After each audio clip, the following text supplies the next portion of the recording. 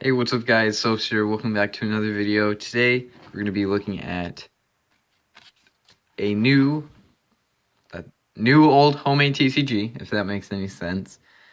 So I haven't made a video on my old homemade TCGs in a long time, and we have 2 left until we're finished with the whole series, so get hyped for the last one. I saved a good one for last. And yeah, so today, I don't really remember what this game was called. It was the game before Sketchbook Chronicles Beta. So it was 2 games before the first one that I uploaded on the channel.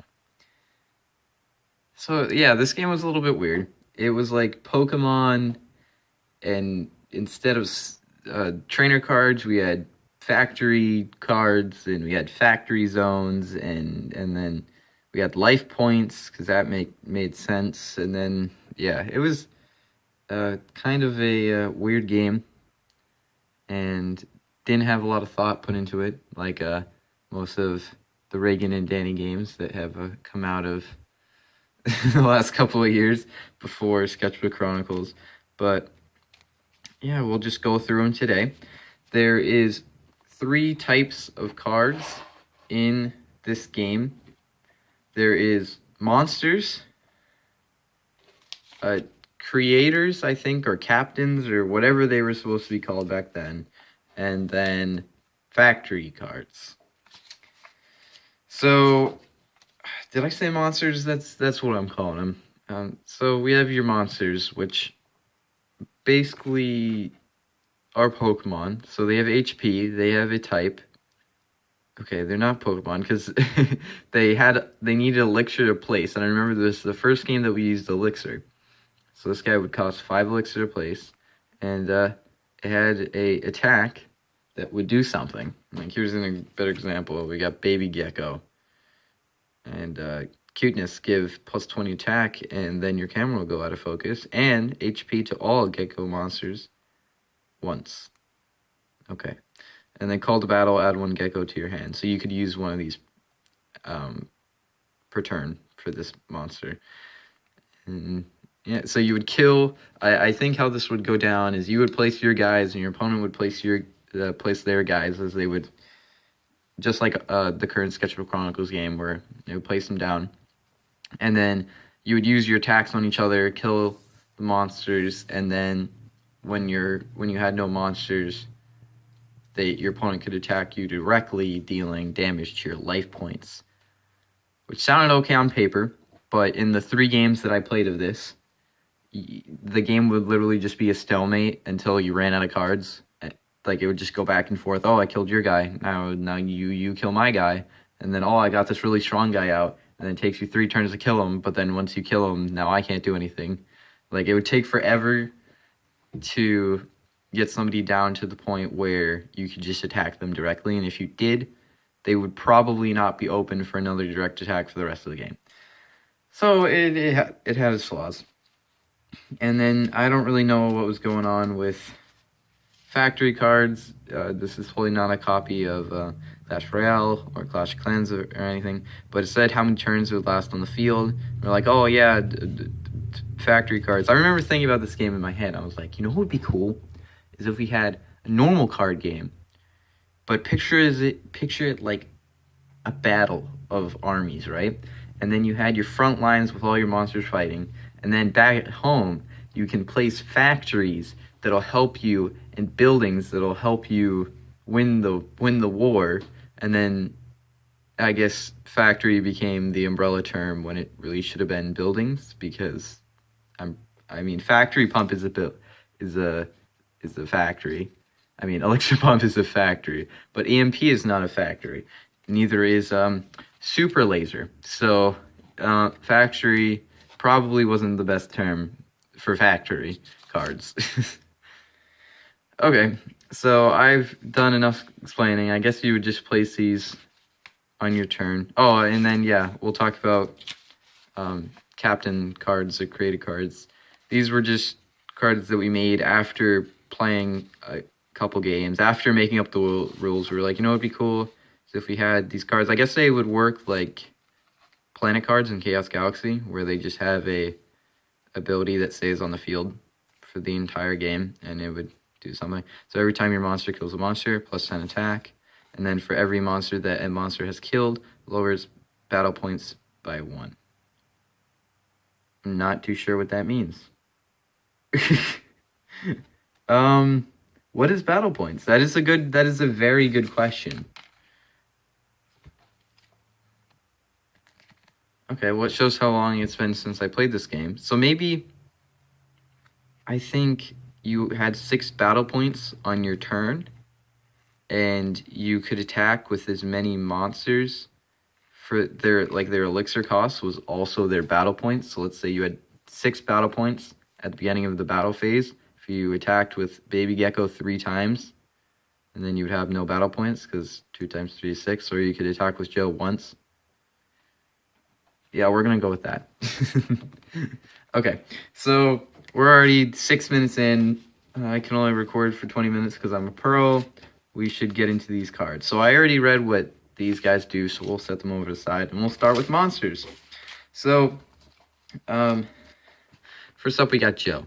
And my friend, another Daniel, wow, 10 out of 10, whose last name happens to start with a P, made this card, quality drawing on his part, and he was trying to write rock, and then I think he started writing something and he messed up, so he scribbled it out, and then we thought it was pretty funny because it looks like it's rock and then it's bleeped out, so that's you can interpret that as you want, and then roll a die, multiply the value by 10, and that is the damage. So this was a pretty fun card.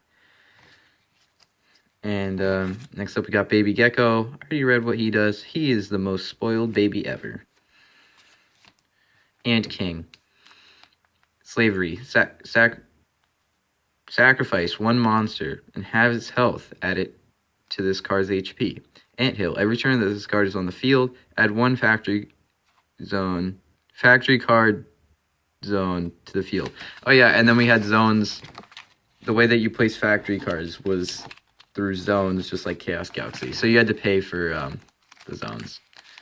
Okay, and I guess the objective with this guy was attach a bunch of cards to him, make him unkillable pretty much with all of his HP, and then just spam the field with factory zones. And then we have an archetype, which I'm actually going to separate right now. Okay, archetype separation has occurred, so we'll go back to them. Next up we got Derp. That face, your opponent cannot pick up a card from their deck until this card dies. And Memes for 15 damage. Wow. Then we got Tank Buster. I remember Danny being very proud of this card. 2 OP with mortars. Wow. And yeah, this was really OP because it would do 10 damage to your opponent's life points as an attack, which was, I guess, strong. And then Lava Monster. I remember liking this card for some reason. He is strong as rock and fire. He has no friends. Quality description is by Danny. So we got Hockey Nugget, Puck Smash, 50 damage, Speedy Tackle. Every time this monster is attacked, he tackles the opponent and deals 10 damage. And he's number 1 in the National Food Hockey League. Yeah. And then my friend Daniel, that's not Danny, also made this card. And this was before Donald Trump was the U.S. president. And side note, I don't remember why I was not into politics when we were making this game at all. And I had no idea what was going on. So how I knew about Donald Trump before he started his election campaign, I'm a little confused about. But maybe other people just knew more than I don't know. But yeah, we got Trump's wall. Pretty right there. We didn't know it was gonna go on Mexico or something. I don't know. But it's versatile. It can go wherever you want Trump's wall to go. Any V-shaped location it can protect. Next up, we got one F-150, and it's super retro. But because I'm special, I don't write 2 S's and I only write 1. This is a card that I made for Bob Cards. If you saw that video, if I showed that, hopefully. So we got Man. That's a throwback. Next up, we got Rock, and it does absolutely nothing. It just stays on the field, and takes hits. Next up, we got Joe Jr., which is another Daniel card, and he's the son of Joe, and he has just a worse ability. Next up, we got Fur Baby, which is the original Fur Baby. And when I saw this card, I thought the baby was this and not that. I don't know. I thought it was a fire with a face on it. And that's what made it a baby, I guess. I don't know. He can shoot fire from his hands. He has anger issues. Not good. Wow. So we got Magma Train and Boarding Room. This creature's battle points are decreased by 1 for each fire monster on the field. I don't know how that has to do with a boarding room, but there you go. So we got Stored Magma. Explode. When this monster dies, deal 30 to all the monsters on the field. 30 what? It's lava in a can. Only $19.99. Wow, we were so funny back then. So we got Metatron. I actually like the way that this card looks. And this was like the boss card. I remember I had a Storm deck, and Daniel had like a Earth Fire deck, I think. When I say Daniel, I mean Danny. And this was my boss monster. And then combo. This card can only be placed if all utility cards are in your... I think it was supposed to say hand. Oh, Mannequin Man taking hits. Except we got Hailstorm. I remember this card being really OP back in the day, because his ability was Pelt. Deal 20 damage to all opponent's monsters. Oh, and its description is better keep your car in your garage. Wow. And Icy Fury gains plus damage for each storm type. I'm guessing it was on the field. So if you had another storm type out on the field, you could just pelt 30 damage every turn. And it was really good, because it helped actually make things happen and kill monsters. So we got Bobdo is Mad Beauty. When a storm monster kills a monster, add a storm monster to your hand. Wow, quality. So we got Utility Bender, and this was part of an archetype, and I'm gonna pick out the archetype card. Okay, wow, look, mega cut. Now, welcome to the old card game archetype showcase. Woo! Okay, so first up, we got Utility JVC, which is what I think that was the company of my old TV that my family has, because we can't buy good TVs because we're smart like that. And its ability is Addiction. Every time a monster attacks this card...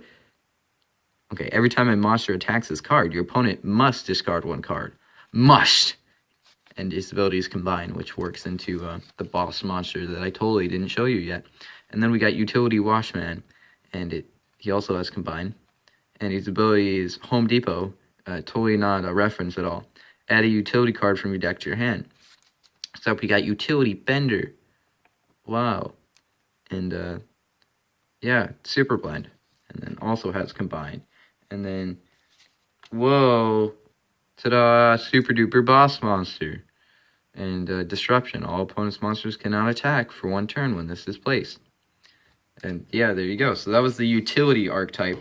Next up, we got the Gecko archetype, which I believe I only have... Oh, no, the Baby Gecko was part of that. I didn't even realize. Well, I'm smart.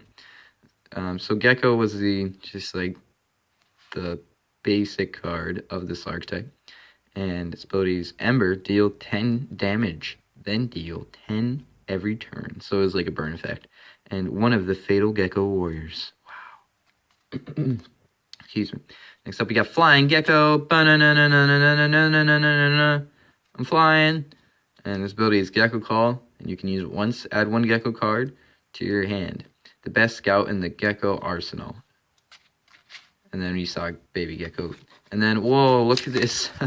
Super cool Battle Gecko. 120 HP. And I tried to make it like bursting out of the layout, but I didn't really do a good job. I mean, it looks okay. And Hyper Cannon. Deal 50 damage. Gecko Call. Give each Gecko plus 10 HP in attack. Wow, isn't that the same thing as Flying Gecko? He is the ultimate Gecko. That has been Super Duper Archetype Showcase. Yeah. Alright, next up for the monsters, we got Bad Lego Ripoff, a quality Danny card that was brought into beta. Sellout, place one of your cards for -1 elixir with -20 HP. And his ability is Step on Me. Any monster your opponent places takes -20 HP. That makes sense. So we got Reagan's mouse, and that's what my mouse looks like. Boy V2. Electrocute. Do 10 damage to everyone on the opponent's field. Die. Draw 1 card. That is a pretty great ability. Next up we got Clued. This card's pretty cute. And Love. 20 damage. Made from pure baby. Fisherman. I remember Danny making this card, and we were pretty proud of it because it looked pretty good for a Danny card at the time. His ability is Reel In. Add a Storm card to your hand. Parachuter. This is probably my favorite card that I made in the game. Oh, and if you're wondering why these cards are like all damaged, like most of my cards I keep take good care of. So that's because they're at Danny's house, and I left them at Danny's house, and that's what I get. He got water damage all over him, and they're all crumpled up. Thanks, Danny. Oh, now I sound so mean. Alright, Explode. Kill this monster and deal 30 damage to all creatures on the field. Get out of my way. Thundercloud. And Hyper Beam, 50 damage, Super Duperness. All storm cards gain plus 30 HP and attack. No, it's not plus, it's just gain 30 HP. This card's pretty cool. Next up we got Bird Guy. It's a bird, it's a plane, it's Bird Guy. Oh yeah. Swoop attack, 30 damage, only on ground monsters. Air attack, 40 damage, air monsters. So this is one of the like cringy Danny cards of this game, because you sit there and you ask Danny, what is a ground monster and what is an air monster? And he just has no response for you. This is a loophole card where it doesn't really make sense. But, you know, that's what you get when you make a game with young Danny. So we got Rainclude. Ruin your day. Draw 1 card. Thunder Eel. Slippery. Roll a dice. If even your opponent attack misses. Wow. Tsunami. Sweep away. Send 1 card from your opponent's hand to their discard of their choosing. Okay. Should have been common there, but we're not hating. Danny actually drew this. It looks like I drew it. Danny drew it. Except we got Koro. Sand. Every turn that this card is on the field, plus 10 attack. Oh, so it normally does 0. Except we got Dinobot, which was a later card that I made in the game, and it looks pretty cool. Intimidation. That's what I think when I see this card. Every time this monster kills a monster, your opponent must discard 1 card. And then we got 2-Hump Lightning Camel, the most amazing card in the game. Hump Call. Oh, I don't have Lightning Camel. Alright, everyone stay calm. We have lost 1-Hump Lightning Camel. Everybody go back to your houses. Pattern down the hatches. Don't go outside. There's a dangerous, loose Lightning Camel. So if you guys want to see Lightning Camel, you can head over to Danny's channel, Camel Deluxe. We made a top 10 camel cards on his channel. Just one of the funny videos. That was actually the same time when we were recording the 200 sub special. So if you want to go check that out, his channel's Camel Deluxe. Yeah. And yeah, so we only have 2-Hump Lightning Camel today, but they comboed pretty well. Alright, so I just spent 18 minutes talking about 30 cards.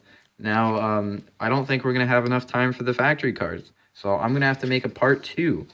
And don't worry, I won't upload it on the normal 3-day schedule that I don't purposely abide to. But I'll upload this video and then I'll record part 2. So sorry about that. But I do not have storage on my phone because 20 minutes, which we are coming up to very soon, takes up 3 gigabytes on my phone, which is what I record on, and I kind of need the storage for other stuff like meme pictures. No, just kidding, I don't really meme. But yeah, thank you guys for watching, and look out for part 2. It should be out when you're watching this, hopefully. Yeah.